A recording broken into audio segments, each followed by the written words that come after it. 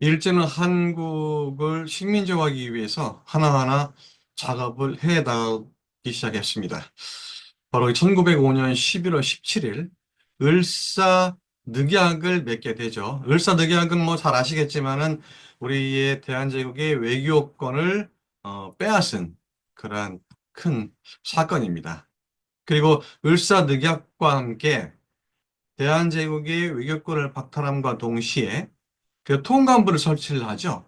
그러니까는 을사늑약 이후에 대한제국을 통치할 한국을 통치할 기관으로서 통감부를 설치하게 됩니다. 그래서 통감에 의한 통치를 시작하게 되죠.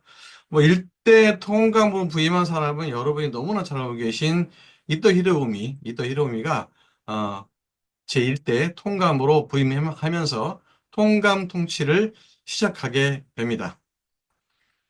자, 일본은 그 다음에 본격적인 식민지화하기 위해서 절차를 하나씩 하나씩 밟아 나가게 되죠.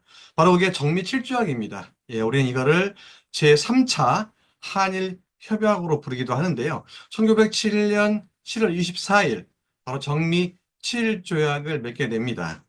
물론 이 당시에 맺어진 모든 조약들은 강제죠. 뭐 자율적으로 우리가 맺었다고 볼 수는 없고요. 분명히 일제의 강압에 의해서 모든 조약들이 맺어지게 됩니다. 바로 그게 정미 7조약인데 정미 7조약의 내용을 보게 되면 바로 이런 내용입니다. 뭐냐면 시정 개선을 관해서 통감의 지도를 받는다. 즉 통감의 통치를 받아라 이 얘기입니다. 또 두 번째는 뭐냐면 모든 법령을, 그러니까 법이죠. 법의 제정, 그리고 중요한 행정상의 처분은 통감의 승인을 받아라. 그리고 또 5조에는 뭐가 있냐면, 통감이 추천한 일본인을 한국 관리로 임명해라. 결국에는 뭐, 한국의 모든 관리들을 일본인으로 바꾸겠다는 의도죠. 그 또는 뭐냐면 또 하나는 통감의 동의 없이는 외국인을 고용할 수 없다. 즉 외국인을 어떤 정부 요직에 앉힐 수가 없다는 이러한 내용이 바로 정미 7조약입니다. 근데 정미 7조약 내용에 없는 내용 중에 하나가 비밀 조치서에 하나가 들어가 있어요. 그게 뭐냐면 바로 대한제국을 대한제국의 군대를 해산시킨다는 부분이 있습니다. 이 내용은 정밀 치주약의 조약에는 없고 비밀 조치서에 들어 있습니다. 당시 아마 정밀 7조약의 이 내용을 발표하게 되면 반발이 있으니까 비밀 조치서에 숨겨서 협약을 맺은 다음에 후일 발표한 거로 이제 보입니다. 비밀 조치서는 나중에 문제가 되죠. 자, 그 다음에는 뭘 해야 되겠습니까? 통감의 정치를 하게 되니 뭐 대한제국의 왕은 필요가 없게 되는 거죠. 일본의 입장에서 봤을 때. 그럼 뭐 했었냐면 바로 고종을 강제로 퇴위시킵니다. 1907년 7월 19일. 근데 그 빌미가 있어야 될 거 아닙니까? 명분이 있어야 되겠죠. 바로 그 명분은 1907년 네덜란드 헤이그에서 제2차 만국평화회의가 열립니다. 그래서 고종은 여기에 우리의 특사를 파견합니다. 정사로 이상설, 그 다음에 부사로 이준, 그리고 통역관으로 이의종, 이 세 분을 특사로 파견을 하게 됩니다. 그래서 고종은 을사늑약의 부당성을 국제사회에 알리고, 그리고 그 조약 자체가 강압에 의해서 체결됐다는 것을 폭로하고, 불평등 조약임을 알리기 위해서 뭐 특사를 파견을 했습니다. 뭐 이 부분에 대해서는 제가 따로 또 시간을 마련해서 헤이그 밀서에 대해서 한번 얘기하는 시간을 갖도록 하겠습니다. 자, 그리고 1907년 8월 1일에는 대한제국 군대를 해산시킵니다. 이 앞에 화면에 보이시는 이 군인들이 바로 일본군에 의해서 무장해제를 당하고 있는 대한제국군의 모습입니다. 그래서 아까 말씀드린 비밀 조치서, 정미 7조약에 조약이 없는 비밀 조치서의 내용, 즉 대한제국의 군대를 해산시킨다. 바로 그거를 바로 실행에 옮기는 거죠. 그래서 8월 1일 날 대한제국 군대 해산을 위해서 자, 해산을 시켜야 되는데 어떻게 하냐면 무기를 일단 뺏어야 되겠죠. 그래서 어떻게 하냐면 비무장 상태로 시위대 병력 전부를 훈련원에 모이게 하는 공지를 올립니다. 그러면서 모든 시위군들이, 대한제국의 시위군들이 무기 없이 모이게 되죠. 자, 근데 여기에서 그 시위대 1연대 1대대장이던 박승환 대대장이 그 울분을 참지 못하고 권총 자살을 하게 됩니다. 자, 이렇게 되자 이 사실을 안 대한제국 군인들은 분격하게 됩니다. 아니, 우리가 어떠한 군대인데 일본인 손에 의해서 우리 군이 해체가 되야 되냐?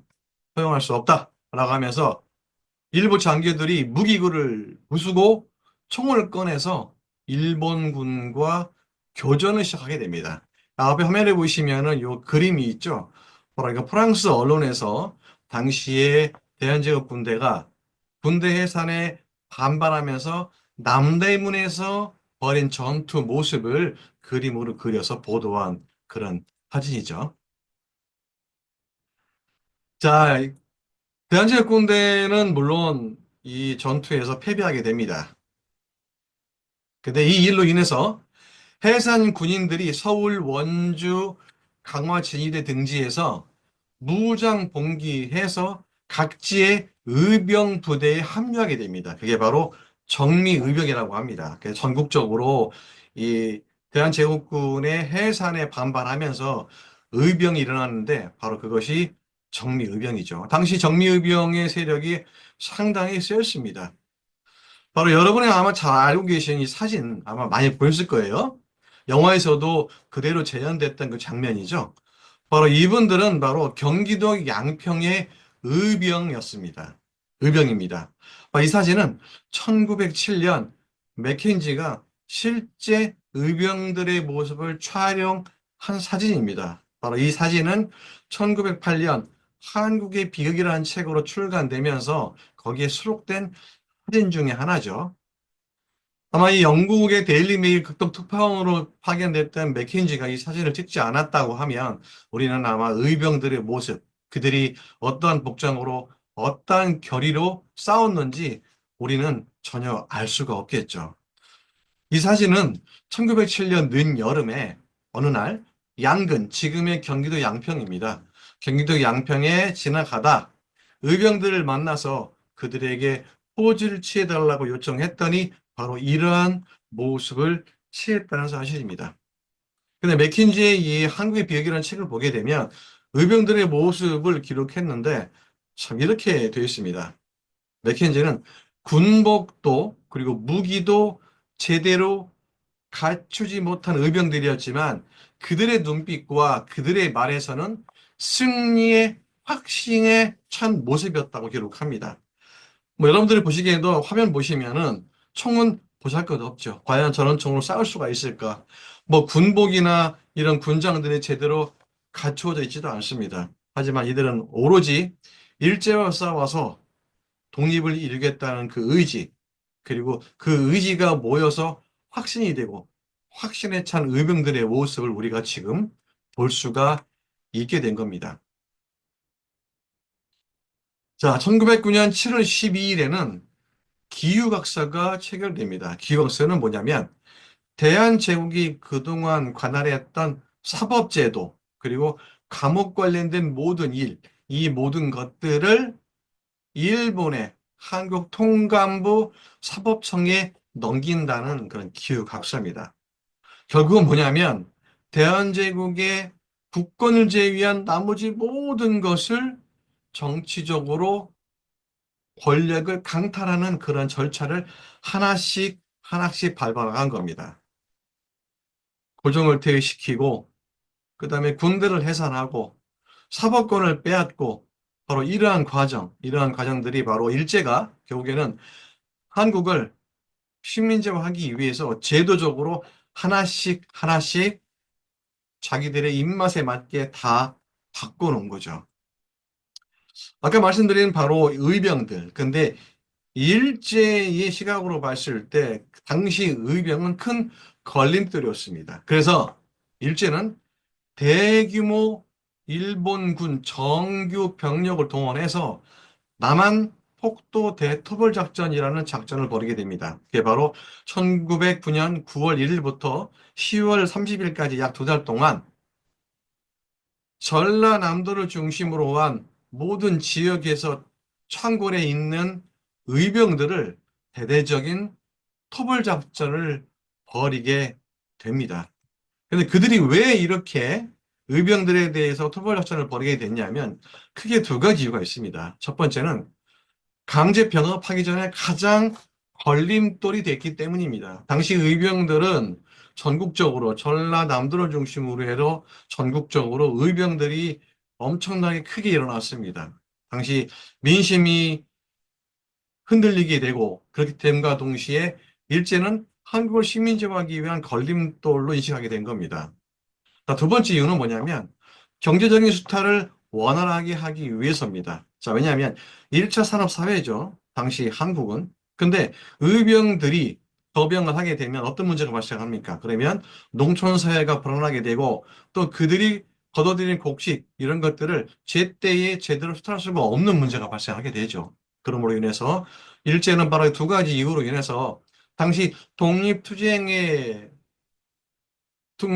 벌이고 있던 의병들에 대한 속탕 작전을 벌이게 됩니다. 그래서 수많은 의병들이 사륙되고 방화, 약탈, 폭행을 당하게 됩니다. 그래서 약 103명의 의병장과 약 4천여 명의 의병들이 체포되거나 살해되면서 엄청나게 많은 우리의 의병들이 큰 피해를 입게 됩니다.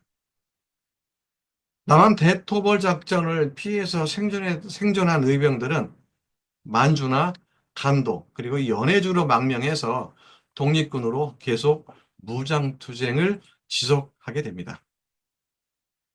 하지만 문제는 현재 일제히 만행으로 수많은 의병들이 사망만 해도 약 17,000여 명, 부상만 376명, 포로가 약 2,100여 명.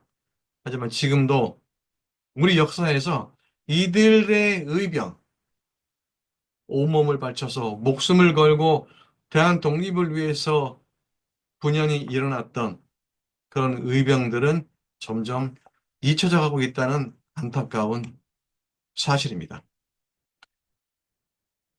당시 의병들은 한국에서의 더 이상의 무장 투쟁이 불가함을 알고 만주와 연해주로 망명해서 독립군으로 계속 활동하면서 무장 투쟁을 벌이고 버렸습니다. 그것이 바로 만주와 연해주에서 벌였던 우리 독립군들의 한 축이 됐다는 사실입니다.